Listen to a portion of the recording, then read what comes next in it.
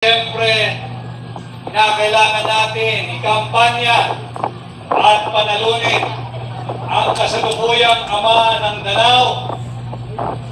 Tulungan nating mga kampanya, alunin natin at sisantihin yung nag-traidor kay Inay Sara Duterte. Huwag ninyong pagkakatiwalaan ang mga traidor. Maglagay tayo ng bago nating kinatawan sa Kongreso. Hindi niya kinakailangan ipakilala. Kilala na ang susunod na kongresista ng ating distrito, si Mayor Congressman Mix Durano.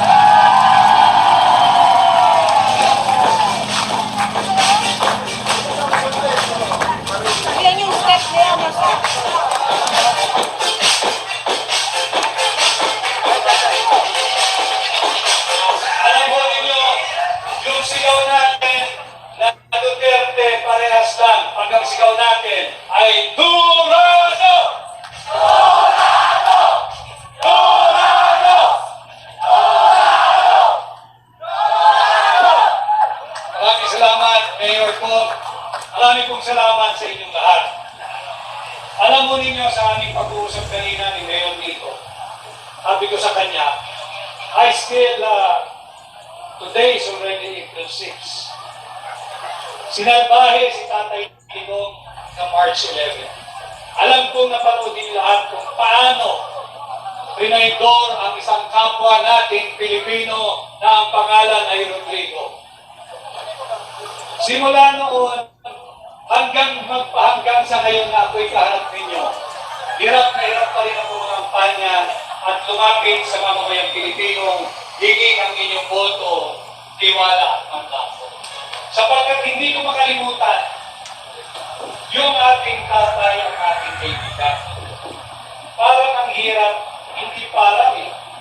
Ito'y kwentuhan lang naman, wala naman tayong programa, it's a meet and greet. Nakaikwento ko lang sa inyo, hindi madaling yung kampanya since then, sapagkat kaibigan ko rin personal, si Pangulong Duterte. And the reason why I'm in front of you today, because it was him who really encouraged me to run for senator. Alam yan ni Mayor Nico. And I was hesitant nung simula. Sabi ko, Mayor, Mr. President, hindi ko linya yan.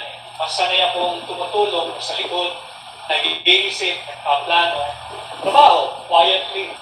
Kako ko sa kanya, kung tatakbo kang senador, count me in. All I need is one corner.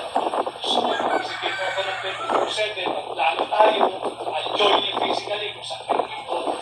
Sabi niya, David, tapos na ako eh. Tapos na ako. Babalik ako ng Davao, ikaw naman, tabangan kita. Sabi ko sa kanya, isipan ko, Mr. President. Anyway, maaga pa naman.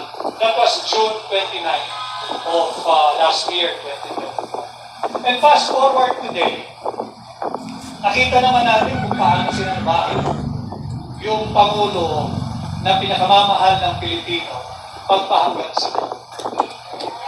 Mabigat sa loob, hindi dahil siya ay, o hindi dahil siya kapwa natin Pilipino. Hindi mo dapat pinagtataksilan, hindi mo dapat rinagaydor, hindi mo dapat tinatrato ng ganyan ang kahit na sinong Pilipino.